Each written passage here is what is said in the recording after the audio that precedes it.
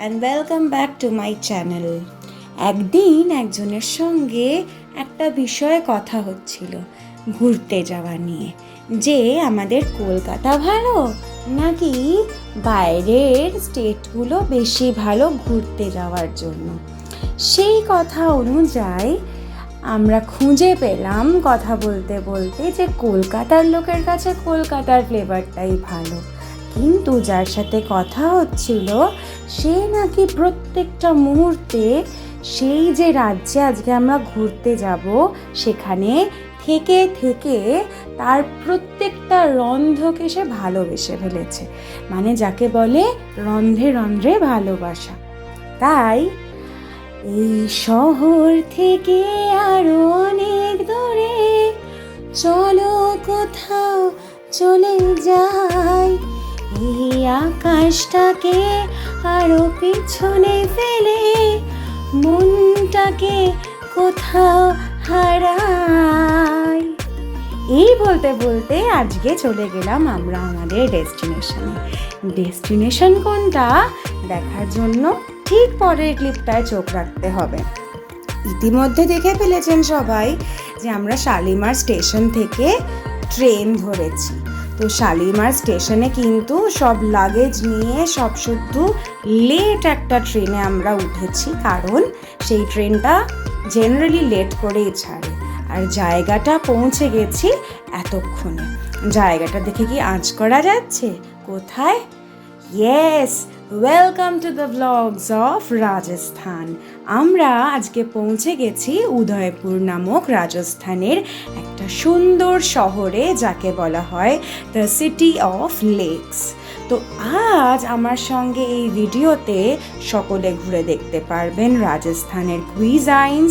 বলতেই প্রথমে এক থালা খাবার চলে এসেছে, আর তার ছাড়াও দেখতে পাবেন সেখানকার সিনিক বিউটি, সেখানকার দর্শনীয় স্থান, সেখানকার মানুষজন এবং সেখানকার সবথেকে ইম্পর্টেন্ট কারুকাজ and the beautiful artistic palace works. তো এক্স্যাক্টলি প্যালেসে তো ঘুরিনি, কিন্তু কোথায় কোথায় ঘুরেছি প্রথমেই দেখাতে শুরু করে দিই। যেটা দেখালাম সেটাই ছিল আমাদের থাকার বাসস্থান। আমরা ওখানেই সেট আপ করেছিলাম কিছুদিনের জন্য। আর এই ছিল Pichola hotel, lake Pichola hotel. ঠিক আমাদেরই হোটেল বলবো না, একটা হোমস্টে, সেই এরিয়ার ঠিক বাইরে। আর এটা হলো রাজস্থান অর্থাৎ উদয়পুরের ইন্ডিজিনাস মার্কেট। পৌঁছেছিলাম ওখানে তো 3 দিন জার্নি করে ট্রেনে। তারপরে ফ্রেশ হয়ে সন্ধেবেলা বেরিয়ে পড়লাম আশপাশের লোকাল সাইট সিইং করতে। লোকাল সাইট সিইং বলতেই সেখানকার জামা কাপড়, সেখানকার সুন্দর হ্যান্ডিক্রাফটস এবং আরও নানা রকম জিনিস পাওয়া যায়। আর ওখানে সিটি অফ লেকস বলতেই একটার পর একটা সন্ধেবেলার ঘাটে ভ্রমণ করা। সেটা বলতেই মনে পড়ে গেল যে ফার্স্ট ডেই চলে গেছিলাম আমরাই ঘাট এবং একটার পর একটা ঘাট ঘুরে ঘুরে দেখছিলাম। যদিও আমি এক্স্যাক্ট কোন লোকেশনে কখন গেছি, কারণ আজ থেকে অনেক দিন আগে গিয়েছিলাম, যখন আমার পরীক্ষা মাস্টার্সের কমপ্লিট হয়ে গিয়েছিল এবং কিছুদিনের জন্য বাবাও অফিস থেকে ছুটি নিয়েছিল, আর আমারও তখন পড়াশোনার চাপ একদমই ছিল না বলেই গিয়েছিলাম। তারপর চলে গেছিলাম রাম মন্দির ঘাট। তো এই ঘাটটা কিন্তু রামঘাট নামেই পরিচিত, যেটা দেখতে পাচ্ছি। তো এইখানে কিন্তু সুন্দর সন্ধেবেলার আরতির সময় গান বাজে, আর এই গানটা মন্ত্রমুগ্ধ হয়ে শোনারই মতো। আর বসে বসে সন্ধেবেলা বেঞ্চে হাওয়া খেতে দারুণ লাগে। এটা একটা অনবদ্য অনুভূতি হিসেবে আমার মনের মণিকোঠায় এজড হয়ে রইল। আর দেখুন দেওয়ালে একটার পর একটা কারুকাজ দেখাচ্ছি শ্রীরামের। তো এই হলো আমাদের হিন্দুদের আর কি একটা বিশেষ কোনো জাতি ধর্ম নির্বিশেষেই বলবো যে মিথোলজিক্যাল যে স্পট এবং সিনগুলো, সেগুলো মনে রাখার মতো। মারওয়াড়ি জায়গা, সেটা কোনো দিনই আমার ছোট থেকে অচেনা বলবো না, কারণ আমি রিষড়ায় প্রচুর এরকম মারওয়াড়ি এলাকাতেই বিলং করি, যেখানে একটার পর একটা রাজস্থানী অনুষ্ঠান। আমার নিজের বাড়ির পাশেই একটা বিবাহ অনুষ্ঠানের একটা ম্যারেজ হল আছে, যেখানে মারওয়াড়িদেরই কিন্তু বিয়ে হয়। তো তাই জন্যই প্রতিটা মুহূর্তে যেন মনে হচ্ছিল আমি আমার শহরেই রয়েছি। কিন্তু হ্যাঁ, এই শহরে আমি প্রেমে পড়ে গেছি, এইটুকু তো আমি নিশ্চিতভাবে বলতেই পারি। দেখে ফেললাম ট্রাই কালার গেট, এবং গেটের অপোজিট ধারেই কিন্তু আরও একটা লেক। তো সন্ধেবেলায় এই ঘাটগুলো ঘুরতে দারুণ লাগছিল, আর সঙ্গে দেখছিলাম সেখানকার বিশেষ পোশাক, ব্যাগপত্র, এবং কিনে ফেলেছিলাম অনেকগুলো নিজের জন্য সাজার জিনিস। সেখানে সন্ধেবেলা নাকি ক্যাফে কালচার এখানের মতোই রমরমিয়ে চলে, তারই একটা দৃষ্টান্ত দেখিয়ে দিলাম আমি স্বচক্ষে। আচ্ছা, তো এই ছিল ব্রিউ ক্যাফে ভিলা, যা দেখলাম নামে। আর এটা হচ্ছে রাতের ডাইনিং টেবিল। তো খাওয়া দাওয়ার পর এখানে ফিরে এলাম আমাদেরই হোমস্টেতে। আর এখানে আমি বলতে পারি হলফ করে যে রাত্রেবেলা চাবি দিয়ে না শুলেও এই হোমস্টেতে কিন্তু কোনো চাবি দিতেন না ওনারা। তা সত্ত্বেও কোনো চোর ডাকাত বা কোনো রকম সমস্যা ওই শহরে দেখা দেয় না। যাই হোক, এটা ছিল আমাদের ডে ট্যুর, বেরিয়ে পড়ার ভ্রমণ দর্শনীয় স্পটগুলো। প্রথমেই এখানে অটো বা টেম্পো বুক করে চলে গেলাম পিচোলা লেকের ওপর ধরে, সেই ব্রিজটা পার করে মার্কেট প্লেস। তো মার্কেট প্লেসে সুরজপোল মার্কেট, চাঁদপোল মার্কেট এগুলো কিন্তু খুবই বিখ্যাত। আর আমি আর মা সেদিনকে সেজেছিলাম ঠিক এইরকমভাবে, আর স্মাইল করছিলাম।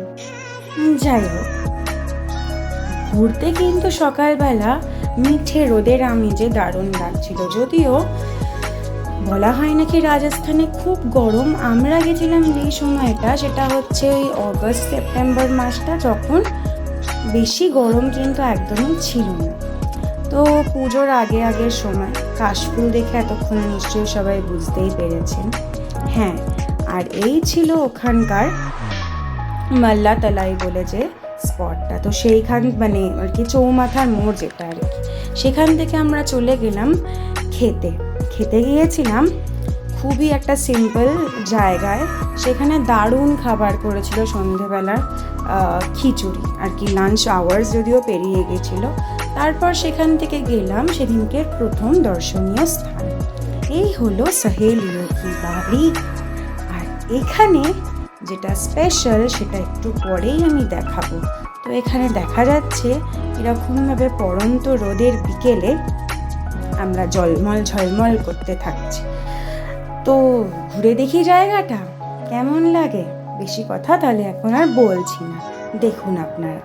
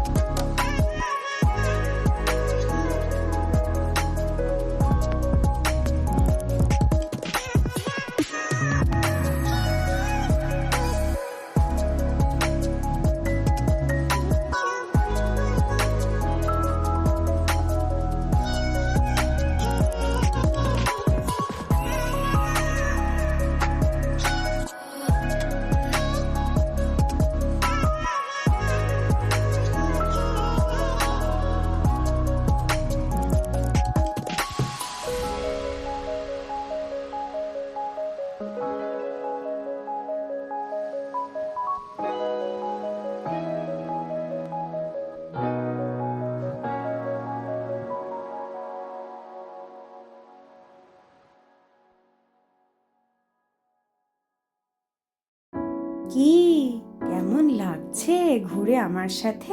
হ্যাঁ, সত্যিই অসাধারণ। আমারও এক কথায় মনে হয়েছিল জায়গাটা ব্রিথ টেকিং।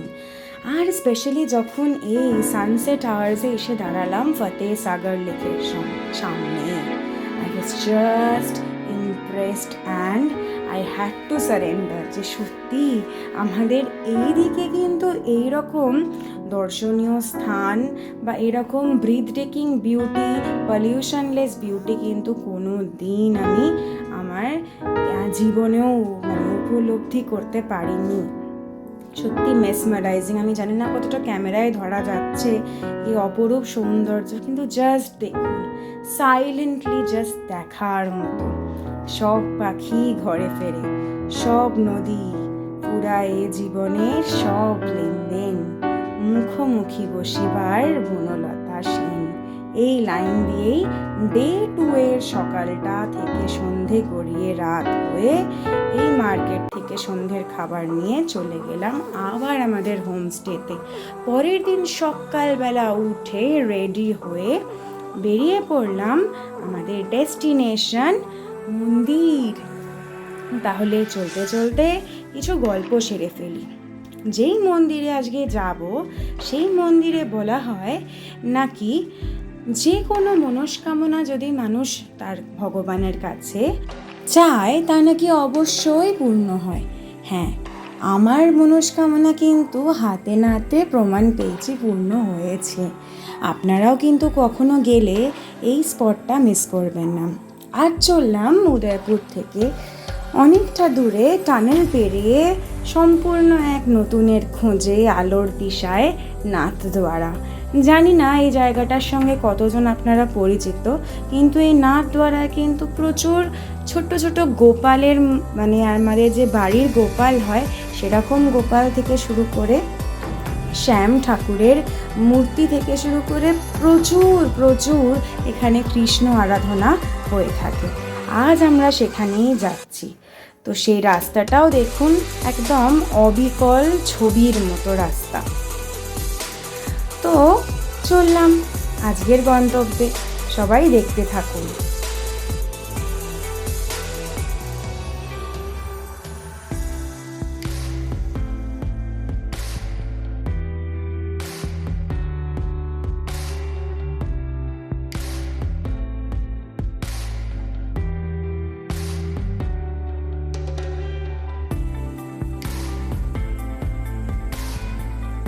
নেমে পড়েছি।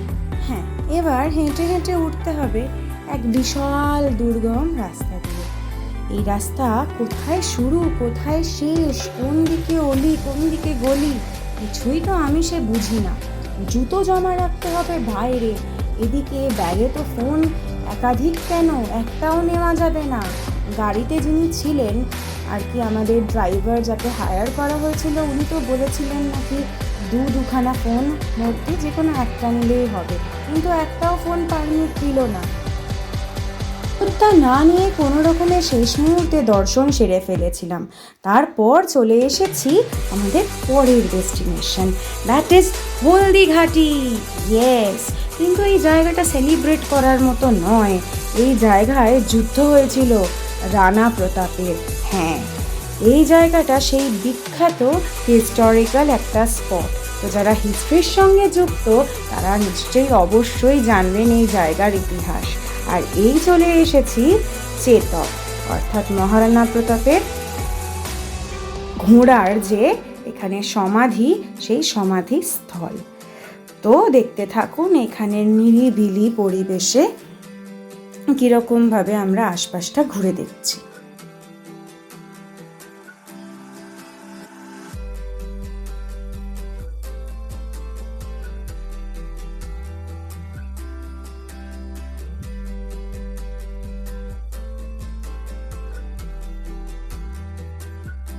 চলুন এবার ঘুরে আসি সেখানকারই মহারানা প্রতাপের যে প্যালেস, সেই প্যালেসে, অর্থাৎ সেইখানের যে মিউজিয়ামটা, সেই মিউজিয়ামে আমরা এখন দেখব লাইট শো।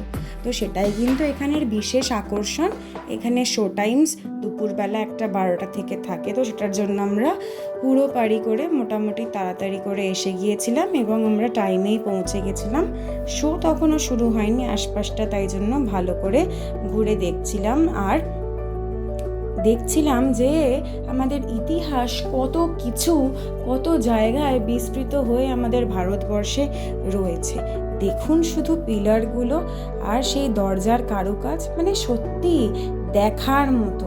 আর এই সেই চেতক ঘোড়া দেখা যাচ্ছে, হ্যাঁ এই হলো মহারাণা প্রতাপের মূর্তি বানিয়ে রাখা রয়েছে। তো আমরা ঘুরে ঘুরে বেশ কিছুটা পায়ে হেঁটে দেখে ফেললাম চড়া রোদের মধ্যে দুপুরবেলা।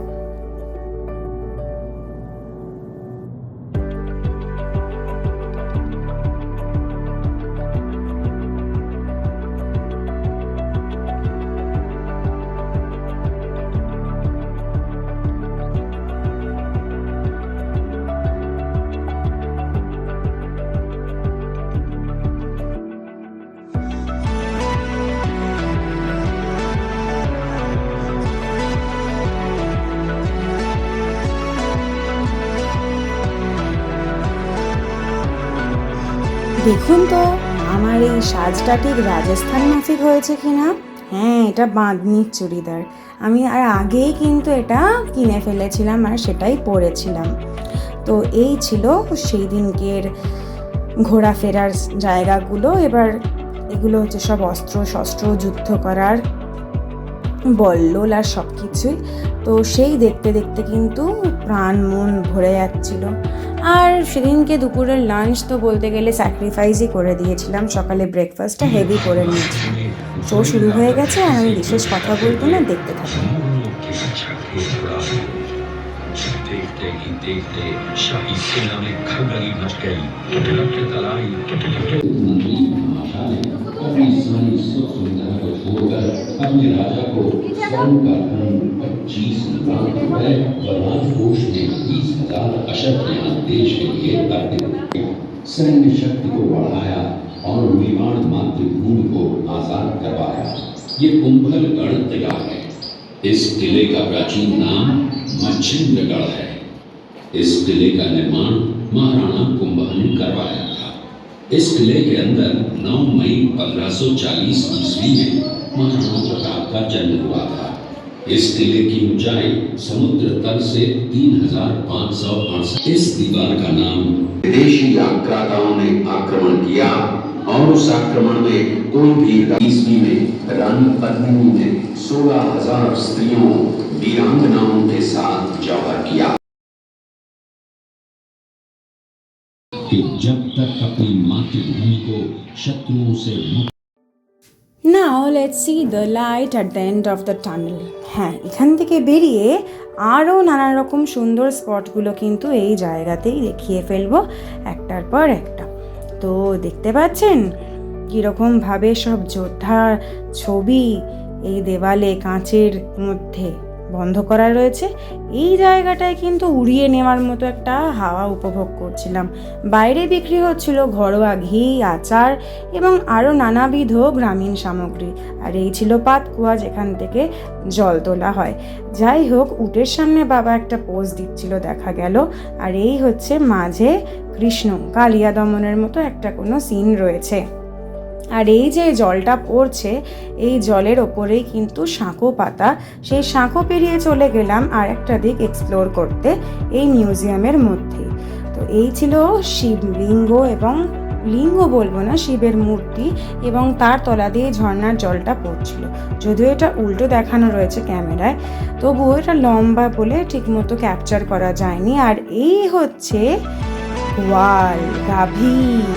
আর শুধু তাই না, দেখতে পাচ্ছেন কিরকম হাল কর্ষণ করার মতো সেই ছবি, চিত্র সব কিছু। আর বাইরে প্যালেসের ছবি, প্যালেসের স্ট্রাকচার সব কিছু করে দেওয়া। তো এরপর গাড়ি নিয়ে আবার ব্যাক করলাম হলদি ঘাটি থেকে আমাদেরই উদয়পুর, যেখানে আমরা তখন থেকেছিলাম কিছুদিনের জন্য। এই ছিল গাড়ির মধ্যে। আমি গাড়িতে বেশ কিছুটা ঘুমিয়ে নিয়েছিলাম, কারণ এত ফুরফুরে হাওয়া, সে তার মধ্যে তো আমার ঘুম পাচ্ছিল দুপুরে বিভৎস। ফিরে এসে তারপর পাঞ্জাবি লজিজ বলে একটা জায়গা থেকে অনলাইনে অর্ডার করেছিলাম জিরা রাইস আর কিছু বিশেষ খেয়েছিলাম দুপুরে। কী কী খেয়েছিলাম আমার এক্স্যাক্টলি মনে নেই। আর এই হচ্ছে সন্ধেবেলা রেস্ট নিয়ে ঘুরতে যাওয়ার বেলার সময় যে সিন। তো এটা দেখে একটা জিনিস নোটিস করেছেন? হ্যাঁ, অবজার্ভ করারই মতো। এখানে যে সাইড দিতে বলছে, এখানে কিন্তু এখানে আমাদের শহরে কলকাতায় যেরকম তর্কাতর্কি লেগে যায় তা কিন্তু হচ্ছে না, সহজেই সাইড দিয়ে দিল। আর পিচ্ছিলার রাতের দৃশ্য দেখুন, সে এক আরও মানে কি বলবো, একটা অবিরাম মানে মুহূর্ত যেটা কখনোই দেখে শেষ করা যায় না। তারপরে চলে গেলাম আমার রাজস্থানের বিশেষ আর একটা এক্সক্লুসিভ সাজে, সেখানকারই পাঞ্জাবি কিচেন বলে এক জায়গায় খেতে। আচ্ছা, সবাই হয়তো ভাবছেন রাজস্থানে কি এত পাঞ্জাবি কুইজাইন্স কেন ট্রাই করছি? সেটারও কারণ আছে, কারণ ডাল বাটি চুরমাটি পেটস্থ করার মতো, হজম করার মতো শক্তি মনে হচ্ছিল না যে আমার আছে। তাই জন্যই ট্রাই করছিলাম বিভিন্ন কুইজাইন্স। আর এই যে দেখালাম স্পটটা, এটা ছিল ধাড়াকের শুটিং স্পট, হনুমানজি ঘাট। এটা ঠিক আমাদের হোমস্টের সামনেই ছিল। তো তারপরে ডে 4, আর যেটা আমাদের ফিরে আসার দিন, ওদিনকে এই সুরজপোল চাঁদপোল মার্কেটের এরিয়াটাই দেখছিলাম কি করে সন্ধেবেলা এত কপুটি উড়ে বেড়ায় আকাশের মধ্যে মুক্ত খোলা বাতাসে। আর তারপরেই কেন জানি না দিনটা ঝুঁক করে সন্ধে হয়ে চলে এলাম আমরা ট্রেনের মধ্যে। হ্যাঁ, সেই এসি কম্পার্টমেন্টের ক্লস্ট্রোফোবিক অ্যাটমসফিয়ারে ট্রেন চলছে তো চলছে, ঢুকে গেল মোটামুটি আমাদের নিজেদের শহরে, ব্যাক টু কলকাতা। আর যে দিয়ে আজকে টপিক শুরু করেছিলাম, হ্যাঁ, কে জিতলো কে হারলো সেটা বড় কথা নয়, কিন্তু শহরটায় গিয়ে যে প্রেমে পড়লাম আর তার কথাতেই যে আমার একটা মুহূর্ত এই শহরে গিয়ে মনে হয়নি যে আমি কোনো কিছু মিস করছি আমার শহরে। সত্যি এই শহরটা তার কথাতেই কিন্তু গিয়েছিলাম আর সেরা বলে উপভোগ করেছিলাম। তো সেটা কে, সে কী বলেছিল জানার জন্য পরের ব্লগ দেখতে হবে। তো আপনারা তো আফটার অল সাবস্ক্রাইবার। হ্যাঁ, so meet you in the next vlog. Till then, take care, goodbye, tata, and see you again.